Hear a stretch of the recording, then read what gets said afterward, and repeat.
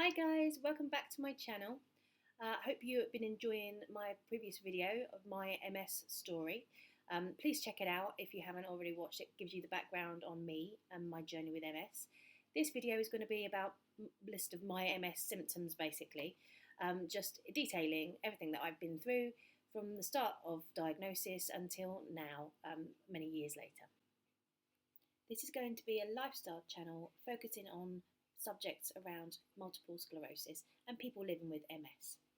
So if you think you find that kind of stuff interesting, please hit the like and subscribe. My first relapse was in August of 2005, and the list of symptoms that I had from that relapse is quite long, so don't be frightened of that. These were things that are kind of collected, I think, probably over time. And when I sat down, I had to make a list of all the things that I had been feeling. It was quite a long list, but some are more subtle than others. So let's get started with the list. So first of all, I had mild gait issues, that is walking issues. I used a stick for about 6 months, something like that.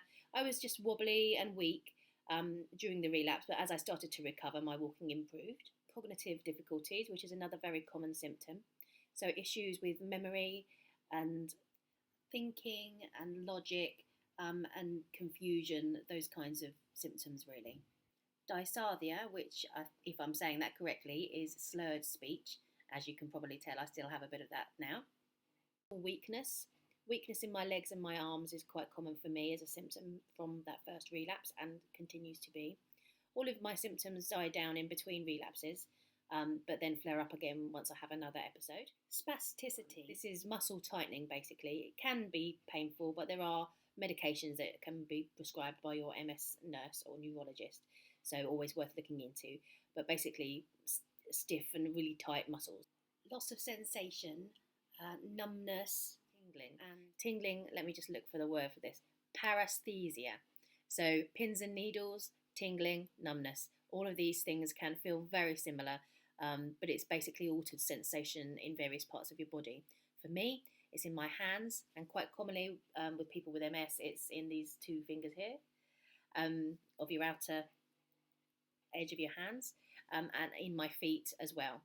When I first had this relapse, I went numb from feet up to my rib cage, so all of these feelings were continuing along my body, but they have all died down again, but continue to flare up occasionally.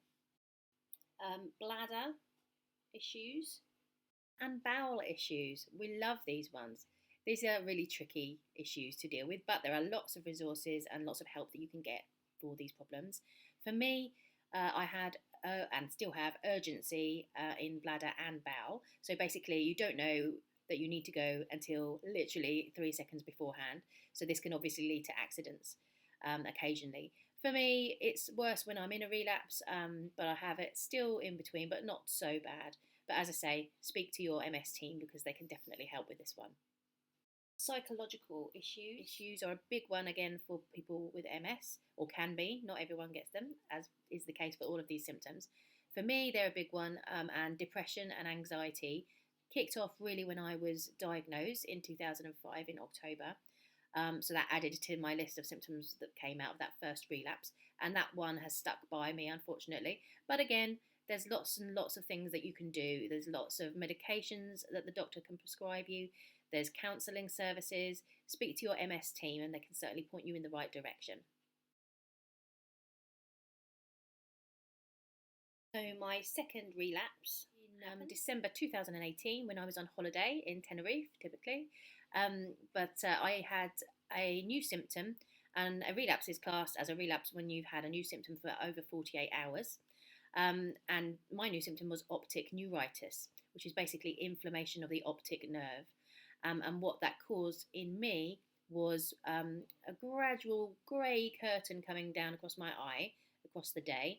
And then when I woke up in the morning, I was blind out of one eye, which obviously is a bit disconcerting. So got the doctor in, got to the hospital, straight on IV steroids, which is the standard treatment for most relapses. But again, I'm not a medical expert, so all of these things you need to speak to medical professionals about. But for me, that's what they did. 5 days on an IV steroid drip, and that speeded up the recovery. The eyesight gradually started to get a bit lighter. I have a severe case of this, unfortunately, so I haven't regained much sight in my right eye. The other eye's fine at the moment. But most people regain up to about 80–90% of their vision from optic neuritis. Finally, at the end of the long list, was nystagmus, which hit me with this most recent relapse in December 2018.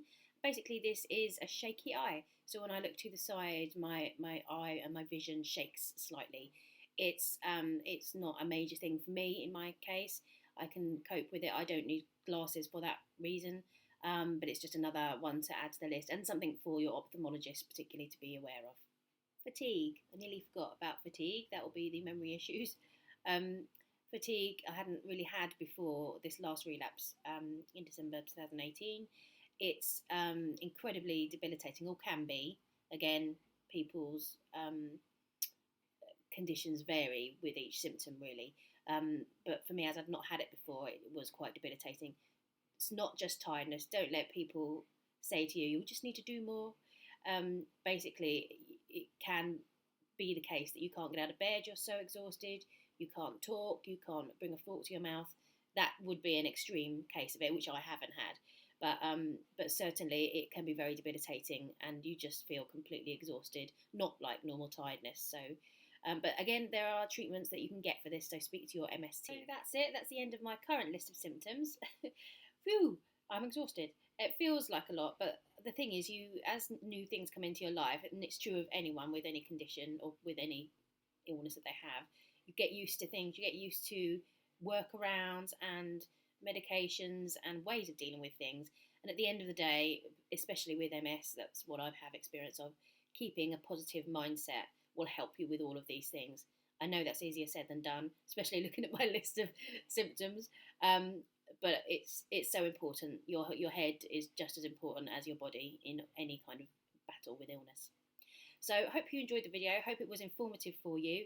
I will put information and links to info about all of these symptoms below in the comments of this video. Hopefully they answer your questions. If you have any questions for me or anything I can help you with, please just drop me a line or leave me a comment. Okay, thanks very much. Take care. Bye.